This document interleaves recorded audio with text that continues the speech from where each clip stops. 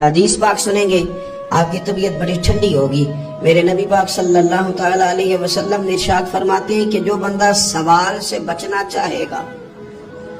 ارادہ کرے گا اللہ میں نے کسی سے نہیں مانگنا، فرمایا جو سوال سے بچنا چاہے گا رب اسے سوال سے بچا لے گا، اور جو لوگوں سے بے نیاز ہونا چاہے گا کہے گا یا اللہ مجھے دنیا داروں کا محتاج نہ بناؤ، اپنی بارگاہ سے عطا فرما۔ جو لوگوں سے بے نیاز ہونا چاہے گا اللہ لوگوں سے بے نیاز کر دے گا، اور فرمایا جو صبر کا ارادہ کرے گا اللہ اسے صبر کی توفیق بھی عطا فرما دے گا۔ ارادہ تو کرے، پروگرام تو بنائے، توفیق تو اللہ دے گا۔ جو صبر کا ارادہ کرے گا اللہ صبر کی توفیق بھی عطا کر دے گا۔ اور حضور صلی اللہ تعالی علیہ وسلم فرمانے لگے یاد رکھو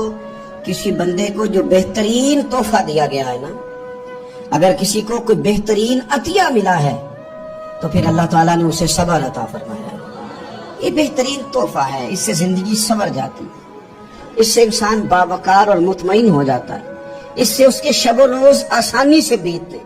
وہ دنیا کی پگڈنڈیوں سے آسانی سے گزر کے اللہ کی بارگاہ عالی مرتبت میں سرخرو ہو کر حاضر ہو جاتا ہے۔ لیکن اگر بے حوصلہ ہو، صبر نہ ہو،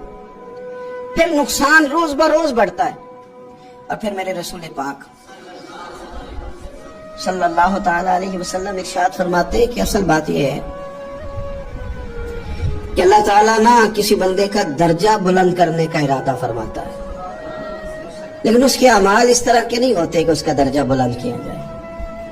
اب رب کیا کرتا ہے، اللہ تعالیٰ اس کو مال کی، جان کی، اولاد کی کسی مشکل میں ڈال دیتا ہے، اس مصیبت پر وہ بندہ صبر کرتا ہے تو اللہ تعالیٰ اس کا درجہ بلند فرما دیتا ہے۔ اعمال اس قابل نہیں تھے کہ درجات بلند ہوں، وہ اعمال کی بنیاد پر نہیں کر سکتا تھا تو اللہ نے کسی مشکل میں ڈال کے نہ اپنے فضل سے درجہ بلند کر دیا۔ اب جو راہ طریقت کا مسافر تھا، جو سلوک کی منازل طے کر رہا تھا، جو اللہ رسول کے قریب جانے چاہ رہا تھا، اس کے لیے کتنی آسانی ہو گئی کہ مجاہدہ تو زیادہ نہ کر سکا،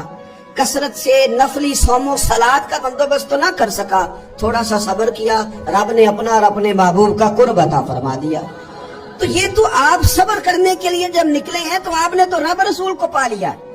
یہ صبر تو وہ والا سفر ہے جس کی جو منزل ہے وہ اللہ رسول کا قرب ہے۔ ہم لوگ تھوڑی تھوڑی باتوں میں حوصلہ ہار جاتے ہیں، صبر چھوڑ جاتے ہیں، پریشانی بڑھ جاتی ہے، پتہ نہیں ایسے محسوس ہوتا ہے کہ جیسے یہی بندہ دنیا کا سب سے دکھی بندہ ہے۔ تو ایک تو یہ کہ ذاتی حیثیت سے صبر کرے، ایک یہ کہ پھر دشمن کا جب مقابلہ ہو، آمن نصبرو و صابرو، آپ کا جب مقابلہ سامنے کسی کے ساتھ ہو تو پھر تیر، تلواریں، اسلحہ، بندوقیں یہ نہیں زیادہ لڑتی،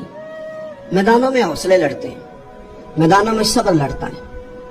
میدانوں کے اندر توانائیاں لڑتی ہیں۔ میدان کربلا کے اندر کوئی مقابلہ نہیں تھا تیر کا تیر کے ساتھ، تلوار کا تلوار کے ساتھ کوئی مقابلہ نہیں تھا۔ میدان کربلا کے اندر ظلم کا صبر سے مقابلہ تھا،